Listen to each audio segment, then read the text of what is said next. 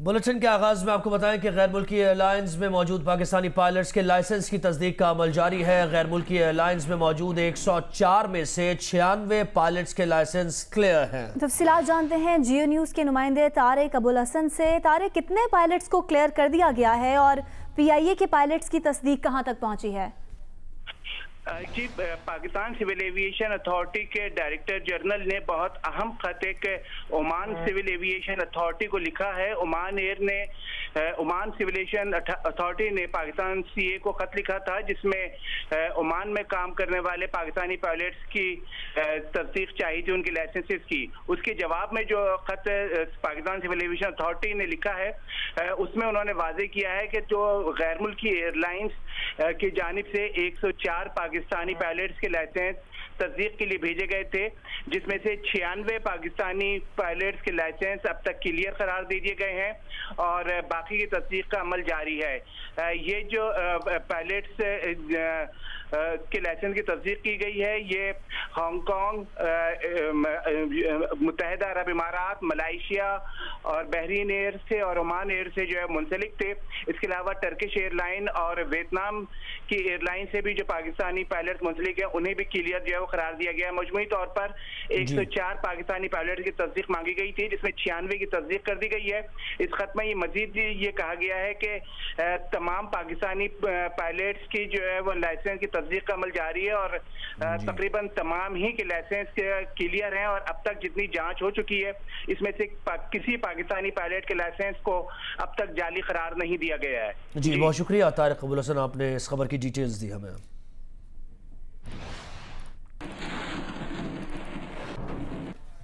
वज़ीर आज़म इमरान खान ने दियामिर भाषा डैम की साइट का दौरा किया है। वज़ीर आज़म ने जारी काम का जायजा लिया। वज़ीर आज़म को दियामिर भाषा डैम की तामीर से मुतालिक ब्रीफिंग भी दी गई। वज़ीर आज़म इमरान खान के साथ chief of army staff general Qamar Javed Bajwa और DGISI lieutenant general Faiz Hameed भी मौजूद थे। इसके बाद वज़ीर आज़म इमरान खान ने शिलास में अवामी इज्तिमा से खिताब करते हुए कहा कि जो कौमें मुश्किल फैसले करने से कतराती हैं, वो तरक्की नहीं कर सकती।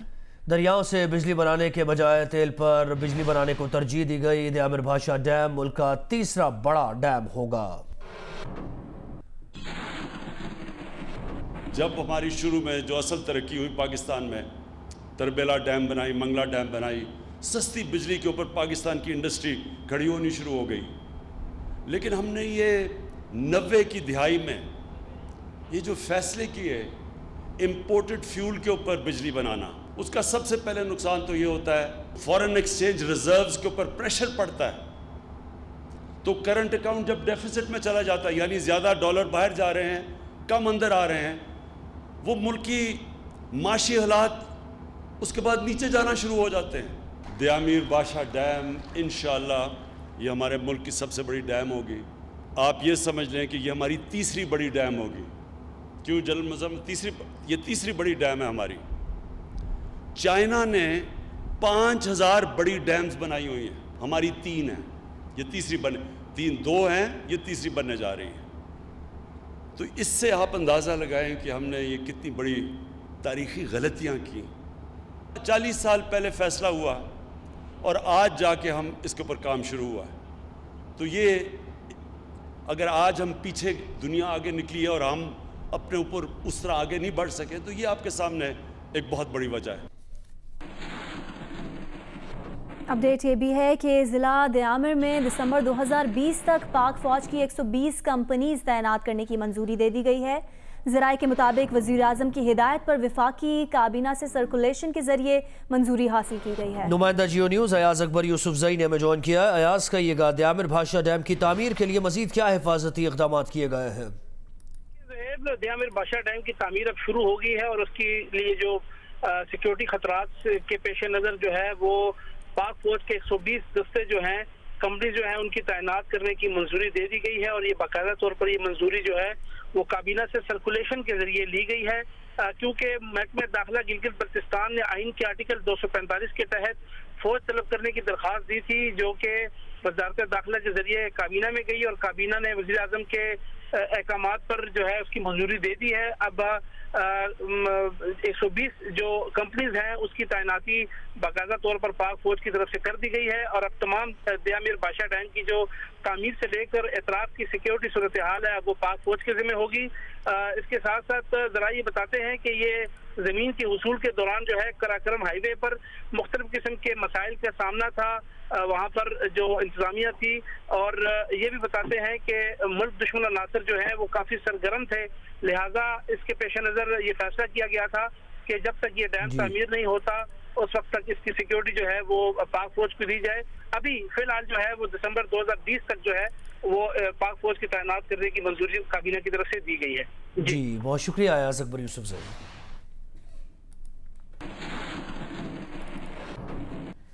जुलाई के लिए एलएनजी की कीमत में इजाफा कर दिया गया है। ओगरा ने एलएनजी की कीमत में इजाफे का नोटिफिकेशन जारी कर दिया। सुई नॉर्दर्न सिस्टम पर एलएनजी की फी यूनिट कीमत $0.34 बढ़ा दी गई है, जबकि सुई सदर्न सिस्टम पर एलएनजी की फी यूनिट कीमत $0.39 बढ़ाई गई है। सुई सदर्न सिस्टम के लिए एलएनजी की नई कीमत $6.67 फी यूनिट मुकर्रर कर दी गई है। सुई नॉर्दर्न सिस्टम पर एलएनजी की नई कीमत $6.47 यूनिट मुकर्रर कर दी गई है।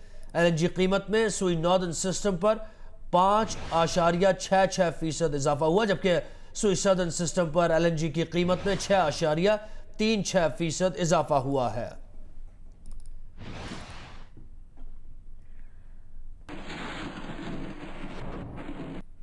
ऑयल टैंकर्स कॉन्ट्रैक्टर्स एसोसिएशन ने जुमेरात से मुल्क भर में तेल की तरसील बंद करने के साथ गैर मुआयना मुद्दत तक हड़ताल का ऐलान कर दिया है।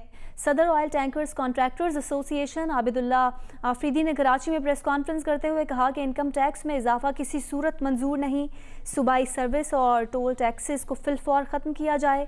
1 नवंबर 2019 से अब तक किरायों में किसी किस्म का इजाफा नहीं हुआ, इसमें इजाफा किया जाए। ऑयल टैंकर्स कॉन्ट्रैक्टर्स और ओनर्स एसोसिएशन ने मुश्तरका प्रेस कॉन्फ्रेंस करते हुए 24 घंटों में मुतालबात मंजूर करने की हुकूमत को डेडलाइन दे दी है। ना मानने की सूरत में गैर मुआयना मुद्दत के लिए हड़ताल करते हुए मुल्क गिर सतह पर सप्लाई मुअत्तल करने की धमकी दे दी है। कौमी असम्बली की कायमा कमेटी पर निजकारी का इजलास हुआ। PIA की कारकर्दगी पर गौर किया गया। डोनाल्ड ट्रंप ने माजी में रूजवेल्ट होटल खरीदने में दिलचस्पी जाहिर की। MD PIA इन्वेस्टमेंट्स ने यह बताया डोनाल्ड ट्रंप अब भी रूजवेल्ट होटल खरीदने में दिलचस्पी रखते हैं, ये भी MD PIA इन्वेस्टमेंट्स ने कहा। इसकी डिटेल्स हासिल करेंगे नुमाइंदा जियो न्यूज़ अशरफ मलखम से। अशरफ बताइएगा। जैसा कि आपने कहा, आज निजकारी कमेटी का इजलास था जिसमें खास तौर पे PIA और PIA की मलकीती रूजवेल्ट होटल की जो हुकूमत की मुजवजा इसको बहाल करने का बातचीत की गई। इसमें अपोजिशन मेंबरान कमेटी का कहना था कि वक्त नहीं है चीजें फरोख्त करने का, अपने असाजात बेचने का। इस वक्त पूरी की पूरी इंटरनेशनल मार्केट में कसाद बाजारी है। जब भी दुनिया में कहीं वबा आती है उसके बाद दुनिया का नक्शा हमेशा बदलता है। हमें इसकी तैयारी जरूर करनी चाहिए, लेकिन ये वक्त नहीं है कि PIA के या PIA के मलकीती होटल की फरोख्त की जाए। जबकि PIA के हुकाम ने बताया कि माजी में जो अमरीकी सदर हैं वो दिलचस्पी रखते थे कि होटल खरीदने में अभी बातचीत चल रही है, इसका क्या इस्तेमाल हो, इसको बहाल किया जाए, निजकारी की जाए। जबकि मियां मोहम्मद सोमरो का कहना था इसको मिक्स तरीके पे होटल और दफातर के लिए फ्लैट्स बनाकर इसमें इन्वेस्टमेंट करके इसको फरोख्त के लिए पेश किया जाएगा। इसके अदाद शुमार भी जाके बताते उन्होंने कहा कि पिछले साल रूजवेल्ट होटल ने $15 लाख का नुकसान किया, जबकि मजमूई तौर पर अभी तक जितनी लाइफ है होटल की इसमें $40 करोड़ का प्रॉफिट हुआ है। जबकि PIA के बारे में उनको कहना था कि इस वक्त PIA का हाल ये कर दिया गया है कि इथोपिया जैसे ममालिक भी हमारे ऑपरेटर की कारकर्दगी पर सवाल उठाते हैं। हुकूमत को चाहिए कि जो प्रॉपर्टी का काम करते हैं, रियल एस्टेट का काम करते हैं, वो निजकारी कमेटी में शामिल ना हो, ना ही सियासी कमेटी में शामिल हो जिससे असासे को बेचने के लिए काम कर रही है। जी बहुत शुक्रिया अशरफ मलखम।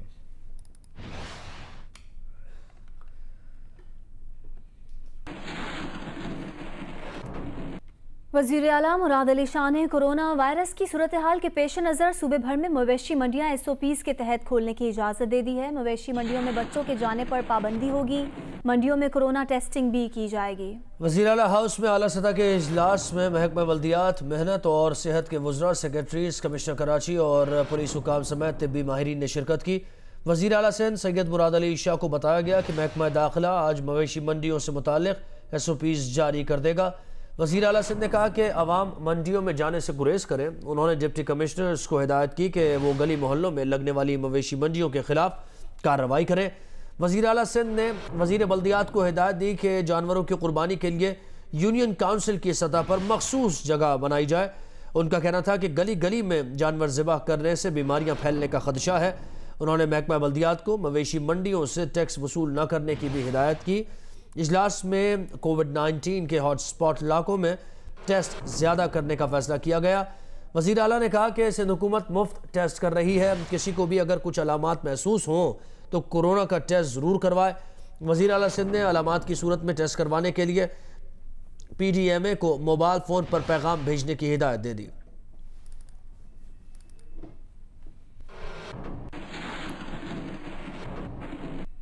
कराची में रॉ के स्लीपिंग सेल का मुबैना रुकन गिरफ्तार कर लिया गया है। FIA के मुताबिक मुलजिम जफर खान ने भारत में दहशतगर्दी की ट्रेनिंग भी हासिल की। FIA की कराची में कार्रवाई, एक मुलजिम गिरफ्तार किया गया है। मुलजिम जफर खान को FIA इंसदादे दहशतगर्दी विंग ने गिरफ्तार किया।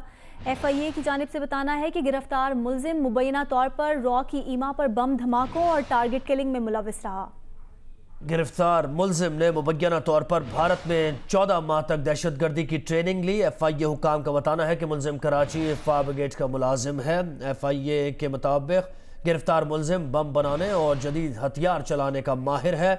मुबैना तौर पर रॉ का स्लीपर सेल को फंड देने वाले मनी एक्सचेंज कंपनी के 2 मुलजिमान को भी गिरफ्तार कर लिया गया है। हवाला हुंडी के जरिए मुल्क दुश्मन अनासिर को रकम फराहम की जा रही थी। ये भी FIA का बताना है। मुलजिमान के साथियों की तफसीलात मुल्क के तमाम एयरपोर्ट्स पर फराहम कर दी गई हैं। गिरफ्तार मुलजिमान के कब्जे से असलहा, लैपटॉप्स और मोबाइल फ़ोन भी बरामद हुआ है। गिरफ्तारियां सिविक सेंटर, लियाकताबाद और खालिद बिन वलीद रोड से की गई हैं।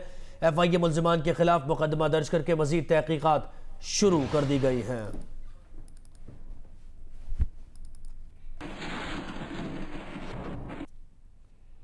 मुल्तान में vice chancellor Nishtar medical university doctor Mustafa कमाल पाशा इंतकाल कर गए। VC Nishtar medical university corona के बायस निजी अस्पताल में दाखिल थे।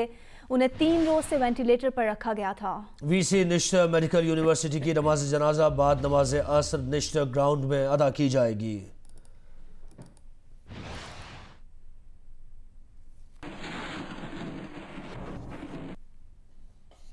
और कराची में orthopaedic surgeon doctor Yunus H Soomro corona के बायस इंतकाल कर गए हैं। डॉक्टर यूनुस सुमरो मुल्क के सीनियर ऑर्थोपेडिक सर्जन थे। डॉक्टर यूनुस की नमाज जनाजा आज बाद नमाज असर डिफेंस की मुबारक मस्जिद में अदा की जाएगी।